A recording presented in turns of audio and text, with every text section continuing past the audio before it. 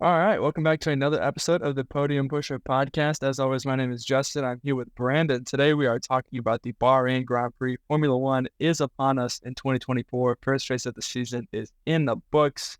Brandon, how you feeling today? Feeling great. It's another good day. Be a Formula One fan. It was a great race this past weekend, and it's already race week again. So it's an exciting time. We're back. We made it. So It's always an exciting time whenever you just had a race and it is race week once again. I think you're right. I think it was a great race this weekend. I've seen a lot of people complaining about it online. I think if Max didn't win, there would be a whole lot less complaints online. There's good action in the midfield. We did have a little turn one incident. Like, it was a good race. It obviously wasn't an absolute banger. We have for sure seen many races better than the one we just saw, but cars were on track in a race. Be a little positive, people. yeah, and I think well, I'll wait for the details. I'm jumping ahead of myself here, but yeah, it was a good race. I really enjoyed it. And it's just exciting to see Formula One cars back on track. And we got another really cool track that we'll talk about a little bit later coming up this weekend. Jeddah is a really cool racetrack, fun to watch. But yeah, good weekend. And I do think Bahrain is an underrated track. I think maybe it gets a little bit of hate because it's not as cool of a season opener as Australia was, and I agree with that. But I think Bahrain's a good track. It produces good racing. I think it has a nice mix of different corners, long straights, DRS passes. Underrated track. Give Bahrain its flowers. It's pretty good. Yeah. I think it's good. I think there's just there's a lot of build up to the season opener. People get really excited, and there's just a lot of content at Bahrain that happens now with testing being there as well. So I think people are just a little disappointed because they kind of get to see a lot of what's going to happen in the race. Probably they predict it pretty well based on I don't know, what does each team have, like 27 hours of on time track action before the actual qualifying and race. So For sure, definitely a lot of time at Bahrain. Maybe it was better suited as the second race with Catalonia testing and Australia race one. But we don't make the calendar. We just watch the races and talk about them after they happen. Speaking of which, let's jump right into it. We've talked enough about what we think of the track. Let's talk about what happened on the track. My one sentence rundown is that the winter break felt more like a pause than an actual break because it was just status quo right away. Max Verstappen at the top, Red Bull clear of everybody else.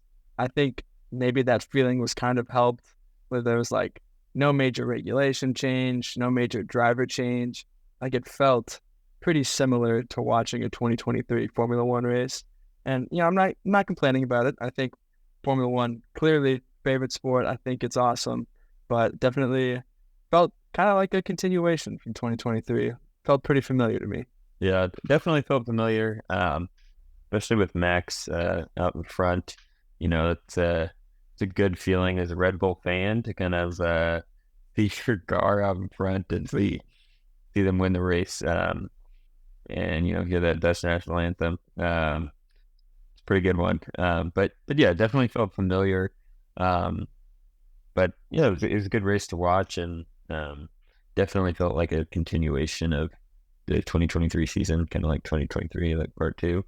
But yeah, my one sentence rundown is the gap is closing slightly, but not fast enough. And then in parentheses, I have congrats to Max for wrapping up his fourth Drivers' World Championship. That's very exciting for Max. Yeah, it's just crazy. He won by like 22 seconds, and that was like 10 more seconds than he won by last year. Yeah, it's just unbelievable to watch him in a Formula One car and get to see him race. And I think he's going to kind of run away with it again this year. I don't know if it's going to be as dominant because I think the gap is closing, but I think we'll see something probably closer to like 2022 this year is my prediction. The midfield seems to be moving up slightly, ever so, a little bit. So we'll see if they can, close the gap a little bit more. But it was a good race to watch, and I'm glad that Formula One's back. So the field was all within 1 second of each other in Q1. Obviously, that wasn't, fully indicative of what the top cars could do because they did go a little bit faster in the next two sessions. But still, I can't remember the last time before this when the field was all within 1 second of each other. I feel like most of the time you'd get into Q3 and then you'd have the McLaren or Alpine that made it in finishing over a second off of the Mercedes or the Red Bull at the top. So I think it is encouraging to see that the gap is closing and the field is tightening up. And I think we saw that in some of the midfield racing that happened this weekend. But at the top, the gap is still as large as it ever was, maybe even a little bit larger. I mean, Max Verstappen was nearly half a second ahead of the first non-Red Bull car. So just absolute domination by him. And the fact that they have like a big upgrade planned already, or I think they said Imola, which is just really early in the season for a major upgrade. I mean, man, what are they cooking over there? Adrian Newey is pretty incredible. I think by the end of the season, they may have, I don't know, unlocked the eighth wonder of the world with some new aerodynamic thing that Adrian Newey pulled out of his butt and, made the fastest Formula One car with the most downforce ever. So, I don't know. We'll see. But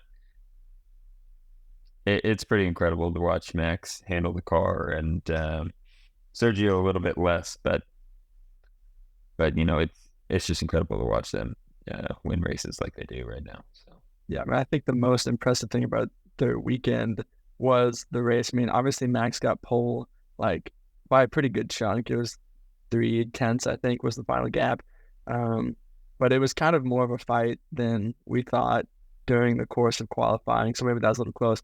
The race came, there was no competition. I mean, they went soft, hard, soft, like it was nothing. Like Bahrain is one of the highest tire wear tracks on the circuit, and they said, that's fine. We'll just run a used set of soft tires and then just slap on another set of them at the end of the race like it's nothing. Run most of the race on the softest compound available to us. Doesn't matter. We're fine. And I mean, that's just crazy. The way that car handled that strategy was incredible to watch. I mean, you saw some of the other drivers and other teams do that, and it didn't work out as well. So just the way that they're able to design a car that is able to combat that is cool to watch. And I think it's interesting, I was thinking about that and that particular strategy that they chose to run, with Bahrain being such a high tire degradation circuit and them having so much time to gather data about it and, practice on the track. Will we see them kind of, live up on other tracks that, I don't know, are a little bit different? Remains to be seen, but I think that was something to think about. On the flip side of that, they could have been just chilling, trying to save the tires, make them go the full distance. And Max was running at like 75% in that last stint and could have won by 40 seconds if he was on a different tire. So who knows? We'll see. We'll see what happens next week at Jeddah. That's another one where we could see some different tire strategy just because there haven't been a ton of races there. So teams don't have tons and tons of data to lean on. So we will perhaps see more once we get to Jeddah, and even more so once we get 4 or 5 races into the season and we start moving on to the more traditional tracks of the Formula One calendar when we get to the European section. But Red Bull, they got a 1-2, but that means someone else had to stand on the podium. That was Carlos Sainz from Ferrari. Both of us, I think we should get some credit for this because both of us in our predictions said Carlos Sainz is going to have one heck of a weekend. And there he was, the man on the podium standing with the 2 Red Bull. Carlos Sainz looked like a man on the mission. Most of the action in the race came from Carlos Sainz. Just some absolutely beautiful overtakes on his teammates. I mean, to absolutely send it on Charles, make the overtake, and then Ferrari, first strategy blunder of the weekend and has the car behind, get ahead of car in front. And of course, Charles was having steering and brake issues all race long. And so we get him back in front of Carlos, and Carlos is like, that's fine, I'll do it again, and sends it on him one more time, makes the overtake, had some good overtakes on George Russell, good battles with Sergio Perez. I mean, what a race from Carlos Sainz. Yeah, it was a great race to watch. And I mean, it played out exactly like I thought it would. Carlos is really, I think, racing with like a chip on his shoulder he's got something to prove this season. You know, he's driving for his seat next year and beyond. So yeah, he's got a lot to drive for. And Charles, I mean, not to say that he has less to drive for, but you know, he was struggling, you know, in the race. Obviously, he had brake issues and stuff, but it really wasn't his best race, and Carlos took full advantage of that. So it was cool to watch him.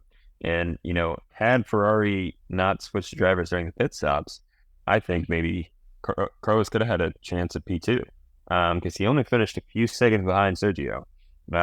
So I don't know, maybe that cost the team a few points, but I guess we'll never know.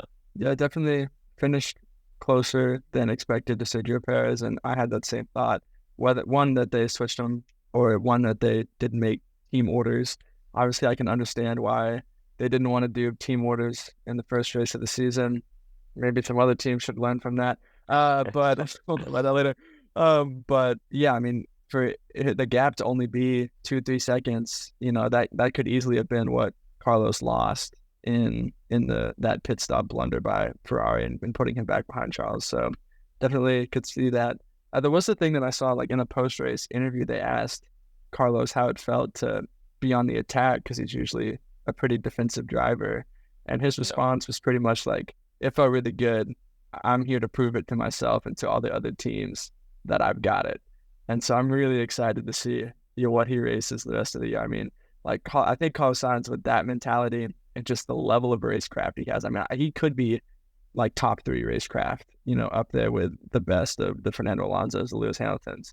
And so just seeing him putting the bib between his teeth and getting that extra speed, I mean, it's a scary combination with Carlos Sainz and that Ferrari this year. It is, yeah. And it kind of, you know, I saw a stat. It's like in the last 475 days, the only person to win a Formula One race besides a Red Bull is Carlos Sainz, obviously. And, you know, I think that maybe that bodes for this upcoming season. If Red Bull has some kind of, you know, mechanical failure or something under pit stop, you know, I think Carlos is going to be there to, you know, pick up the pieces, and maybe he'll win another race or two this season. All else aside, he has to put himself in the conversation for the 2025 Red Bull seat or the 2025 Mercedes seat. I think he was kind of discounted away from those things originally, but I think this performance, especially if he has 1 or 2 more like it towards the beginning of the year before the summer break, when some of those talks might be happening, I think he'll really put himself in contention for those 2 seats for sure. That would be such a wild move for him to go to either of those 2 teams. I mean, I think it absolutely could happen, but man, that'd be some crazy news.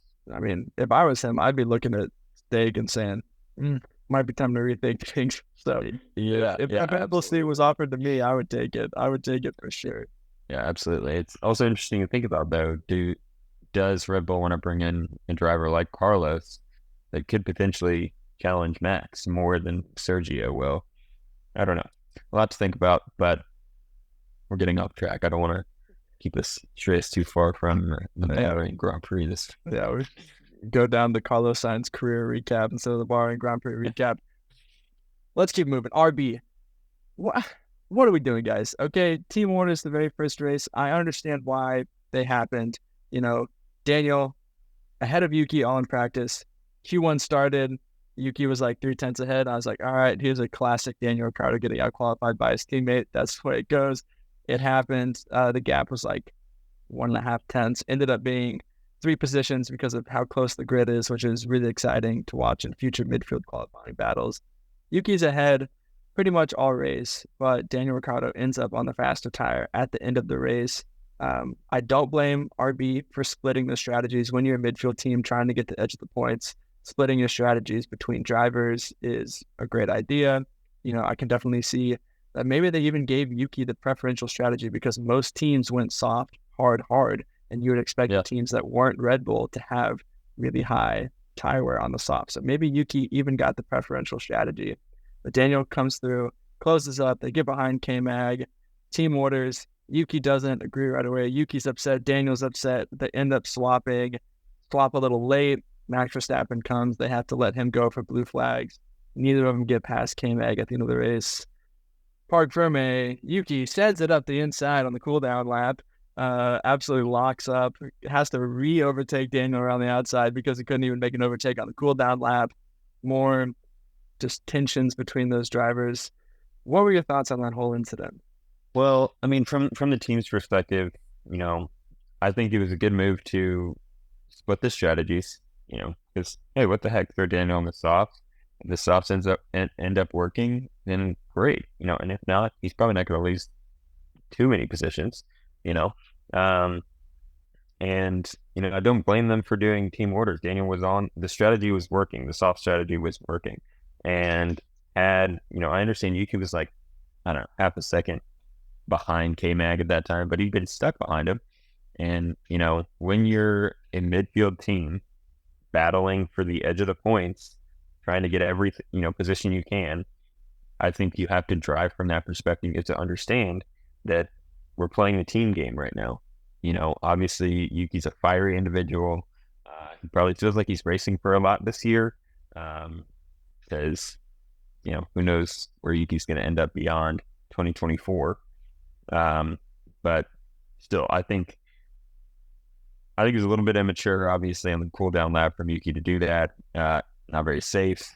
What if Daniel, I don't know, had to walk up and Yuki crashed into him? I mean, like, just not a smart thing to do. And I don't know, maybe Daniel would have gotten past K-Mag if Yuki had let him by when he was told to, not like 3 laps later. And maybe Yuki would have had an opportunity to get by both of them if they were fighting, closer to each other. I don't know. I just think it was kind of a short-sighted move on Yuki's part. Don't blame the team, but I understand both of them being upset. Obviously, Daniel got the better call there, so he's not as upset. But yeah, I just think it was kind of a unfortunate situation. But I think Yuki could have behaved better. I would say most of the blame falls on him, but Yeah, I mean, I don't blame Yuki for being upset. Like, I feel like if I was, it's just as a racing driver, having that competition, like being told to move aside for your teammate is going to be tough. But to take it out on Daniel after the race like that, like Daniel didn't come on the radio and say, "Hey, Yuki, let me by." Like the team made the call, so to take it out on Daniel is weird. I've seen I feel like majority opinion online has been on Yuki's side. Granted, I'm wearing a Daniel Ricciardo shirt right now. Everyone knows Daniel Ricciardo is my favorite driver. Here's 2 things to remember. All right. One, if Yuki was stuck behind Kevin Magnussen for like 15 laps before Daniel got there, if you don't want team orders to get out of the way, make the overtake. Send it on the guy. You were there for 15 laps, had the chance to get by him. 2, with the points being how they are this year, with there being top 5 teams who almost finished 2x2x2 this first race, no retirements, they could have been a position higher in the constructor standings right now if they got by K-Mag. Like, that's the difference between 7th and 8th in the constructor standings right now. And with points being so hard to come by, a 12th place could be the tiebreaker. And I don't want to say we're going to get 23 races down the line from now and it ends up being the tiebreaker and we look back right now and be like, man, Yuki Tsunoda just cost RB like $500,000. But that could be the case, with points being so hard to come by. I could easily see 2 teams being tied on 8 points come the end of the year, and a P11 or a P12 is the tiebreaker. And so even though you're not racing for points in this midfield battle this year, those P11s and P12s are almost just as important as a P10 when it comes down to possible tiebreakers at the end of the year. Yeah, I totally agree. And I just think, Yuki had the wrong mindset in that moment of like, I just want to be in front of Daniel. And it's like, well, you're not doing as good as he is right now, so you shouldn't be. So it's, I don't know. Just immature. And, I also understand. Yeah. I mean, both of them had a right to be upset, but also I think it's important to just follow team orders when they come down because obviously the team has a better perspective holistically from the pit wall than you do from your cockpit. So, last thing to say about it, then we'll move on. It is a shame that Yuki's race weekend is tainted with this because he did have a very good race weekend beforehand. Don't want to take that away from him. Qualifying at P11 and being so close to Q3, had a very good race, was, fighting at the lower end of the points for most of the race, like had a good weekend. And then to just do this off track and to taint that in the mind of not only the senior Red Bull team, but potential other teams that have open seats that might want your service. Just not doing himself any favors. But let's talk about people who have done themselves favors. And our first podium pusher of the weekend awards got to be Max Verstappen for me. I know it's the cliche answer, but when you win the race like that, there's nothing. No one did better. He was just perfect all weekend long. Nothing really else to say. We've said it all already. We said it all in our podcast last year too. So I'll just simply leave it at that. Max Verstappen, what a weekend. He's my podium pusher of the weekend. That is a great choice. I probably would have picked him, but in the interest of being different and highlighting another driver who had a solid weekend, my podium push of the weekend is George Russell. He had a solid qualified in P3. He was top 10 in every practice session, picked up solid points for his team, and he comprehensively beat Lewis Hamilton over the weekend, which is not an easy thing to do. So yeah, he raced a good race, ended up in P5, I think, and yeah, it was a solid weekend for George, and I think he did Mercedes good service this weekend by picking up good points and beating Lewis Hamilton. Let it be known that he was my podium pusher prediction of the weekend. Qualified P3, finished P5 ahead of Lewis Hamilton. Might be on to something this year. But yeah, what a weekend from George. I wanted to make him my podium pusher of the weekend. Unfortunately, that little lockup he had in his battle with Charles with like 5 laps to go that maybe prevented him from getting P4. I think the pace of the Ferrari was so much better that Charles would have got by anyways. But making that mistake, letting Charles by, just stopped him from being my podium pusher of the weekend. But since you admitted it, I'll say my prediction was right. Let's go. Backmarker of the weekend. I've got Alpine. First time I've gone for a team for one of these, but they deserve it. I mean, 19th and 20th in qualifying, not any better during the race. I mean, there was a heated battle between them for like P17. Pierre storming on those softs at the end of the race, and he really wanted to finish ahead of Esteban Ocon, but what a disgrace. I mean, they got 2 podiums last year, and they're looking like that. Obviously, if not all hope is lost. I mean, we've seen McLaren be really bad in Bahrain and then end up having, a really good season still. So all hope is not lost for Alpine, but just there's, now there's resignations in the team and there's a whole new leadership structure again, which is like the 14th time in 12 months. I mean, they're just in shambles right now, and the car's still ugly. So they're my backmarker of the weekend. Yeah, I totally agree with that. I mean, just not a great weekend from them at all. Probably the worst it could have gone. Kind of what everybody was expecting. And now today we've got their I think entire senior technical team resigning. So that'll probably impact car development throughout the season and next year's car. So all hope technically is not lost, but it seems like all hope is lost. But yeah, not a great weekend from Alpine. My back marker of the weekend, and this may be a bit of a hot take, but I think it's Sergio Perez. His pace on the hard tires was almost identical to Carlos Sainz, which is fine. But clearly the car has the pace for more. That hard tire pace was 0.7 off of Max per lap, which is just ridiculous. Probably why he finished 22 seconds behind Max in the race. He only qualified P5. He was 0.4 off of Max and pole position, which isn't all that much, but now that's 4 positions because everybody is kind of closing the gap a little bit. He didn't finish in the top 10 in every practice session. George Russell did. Max Verstappen did. So, I think Sergio just left a lot on the table this weekend. And, obviously he still got P2 in the race because I think the Red Bull is a fantastic car and Sergio is a good driver. But I think there's just a lot more on the table this weekend. Obviously, he achieved the maximum points he could have, but that RB20 is really fast. So, On paper, it looks like a good weekend for Sergio because he picked up the point, he finished P2, got another podium. But I think it is a little worse than that. We'll see how he does next weekend. He's performed really well on Jeddah in the past, so then to see if he can step it up a little bit. Yeah, maybe a little bit of a hot take, but I can totally see where you're coming from. I mean, it was a fine weekend from Sergio Perez, but I mean, really, whenever you're in the car that is going to win the championship, like you don't want fine to be the description of your race weekend.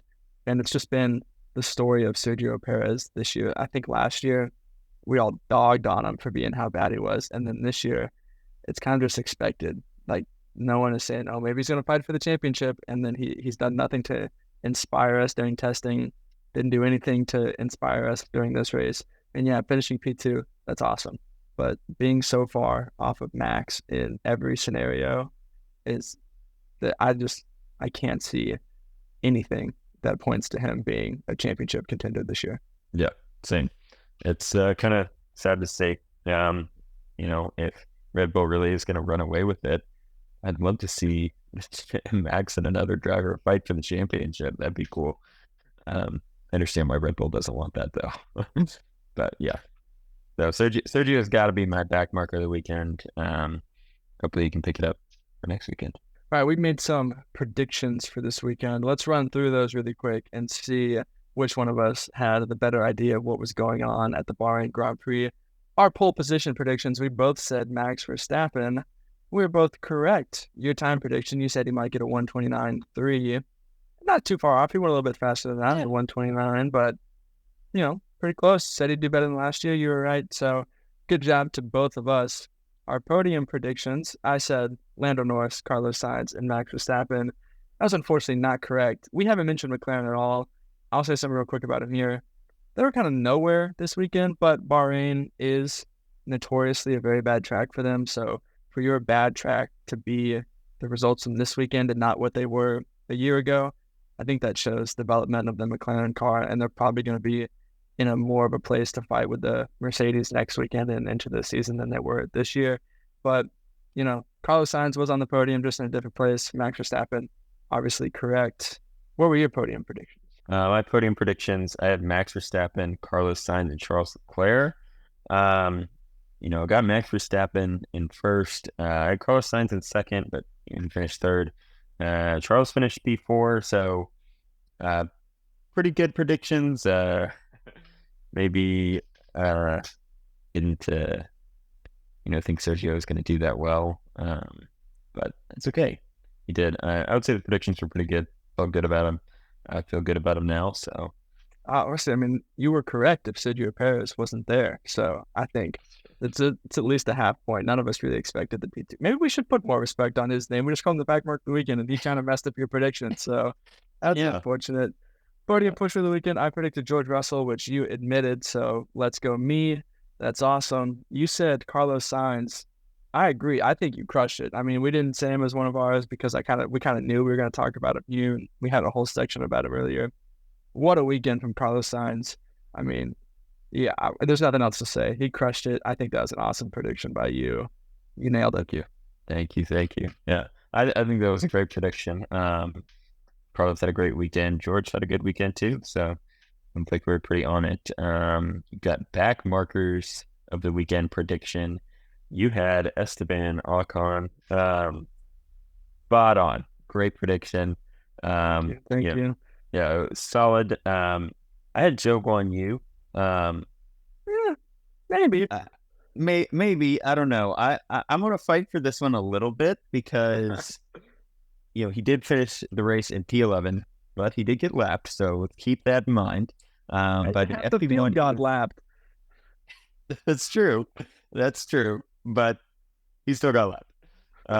He was P15 in FP1, P19 in FP2, P16 in FP3. He was out in Q3 by about a little more than a tenth from the Q2 cutoff time. So I would say maybe I get half a point. I don't know, something for that prediction because, well, he did finish P11. He still didn't get any points, and he, the rest of the weekend, not great. I could agree with half a point because he got out-qualified by Valtteri and probably, I don't know because Valtteri had a really bad race, Yeah. Well, the contact wasn't his fault, and the pit stop wasn't his fault. So he might get unluckiest driver of the race weekend. So I guess that's why Zhou beat him during the race, was things completely out of Valtteri's control.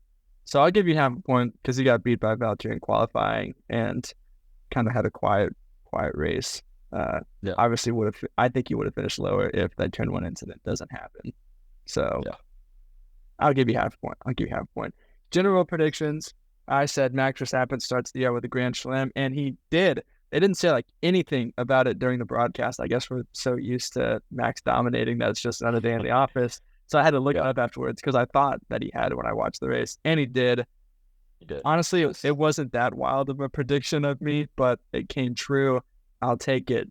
My second prediction was that commentators would not shut up about the race being on a Saturday. We qualified it by saying we had to get annoyed by it. I wasn't. I didn't think they talked about it all that much. They maybe mentioned it like once or twice, like the whole weekend. Man, a little further off than me. Maybe they'll say it more in Jeddah, be like the second weekend in a row, but who knows?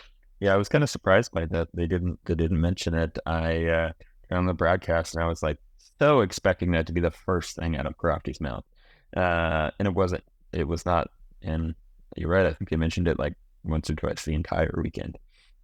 So kind of strange, but it's okay. My predictions. So RB makes it into Q3. Unfortunately, Yuki lost out to Oscar Piastri by 7 thousandths of a second. And then my second one was both Aston Martins finishing the points and split in P9 and P10. So feel good about that prediction. Feel like it was spot on. That's about like exactly where I expected those to finish. So yeah, I'm glad they were living up to my expectations. Yeah, I mean, that Aston Martin prediction was very much so in danger after lap 1 when Lance Stroll got turned around. But we haven't talked about it. Shout out Lance Stroll. I think probably one of his better races in Formula One. For him to have that pace to get back up in the P10, obviously that's where the car belonged clearly with them finishing P9, P10. But to come through the field to like have your composure after getting hit on lap 1, underrated race from Lance Stroll. Good job. We gotta shout him out a little bit. Absolutely. Yeah, I was very nervous after watching that lap 1 contact. I was like, I'm out here. Here we go. Second prediction down the drain. But he made it happen. So I was very happy for him. Very happy for myself. So it's good. Equal happiness all around. All right. Next week, Saudi Arabian Grand Prix once again on a Saturday. Let's predict what's going to happen. I think there will only be one McLaren in Q3, which is kind of bold, but just going off of maybe something crazy happening. We've seen them have qualifying issues here in the past. So one McLaren in Q3.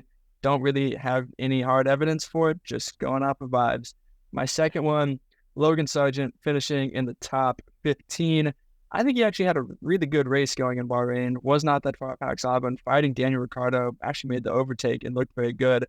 Then his steering wheel said, car too hot, and he decided to, have to fight through that. It was unfortunate that he had that issue. I think he was having a really good race beforehand. So I think if everything comes together, we'll see another pretty decent race from Logan Sargent next weekend. Yeah, I think so too. I think the Williams showed good pace in the race, and Logan was having a great race. So he had that huge lockup, and lost a lot of time for that. But yeah, I like that prediction. Like both of those, I think solid predictions. My predictions, I think Sergio Perez is going to finish on the podium, second race in a row. He's had a lot of good performances here in the past, couple of pole positions too. And he has won a race in the past here as well. So I think Sergio finishes on the podium again. Probably going to have another fine, decent weekend. So we'll see. And then I think Haas is going to have another Q3 appearance. Nico really did well in qualifying. Kind of a continuation again from last season. This time on talking about that on the other side of the grid. But yeah, I think Nico has my prediction is Haas in general. I'm not going to discount K-Mag, not going to box myself in there with the prediction, but I think Haas is going to have another Q3 appearance. Nico looked really strong qualifying, and I expect him to do it again. I mean, I can't believe he didn't have a terrible weekend. P12, that's all right. I really didn't. Yeah. At least he didn't run into the back of Sauber, so got that going. That was true. All right, well, that is everything that happened at the Bahrain Grand Prix, talked about in great detail, and predictions made for the Saudi Arabian Grand Prix. Brandon, what are your parting podium thoughts for these lovely people? Parting podium thoughts. I'm really excited for Jeddah. It's going to be a great weekend, I think, and it's a really, really fun track to watch racing on so fast. So many turns. I think like 27 total turns, which is crazy. So I'm really excited for the race weekend. Really excited to see how the midfield closes up a little bit, but yeah, it's going to be great. It is going to be great. Race week is upon us once again. Thank you guys so much for listening to another episode of the Podium Pusher podcast. It is our pleasure to get to sit here and talk to you guys about Formula One each and every week. If you haven't already, follow us on Instagram, Twitter, TikTok, wherever you listen to podcasts, YouTube, all the things. You can find us. We're out there creating awesome content for you guys. Truly such a blessing to get to do this. Brandon, as always, thank you very much. You crushed it. We'll see you guys in the next one. Peace. See ya.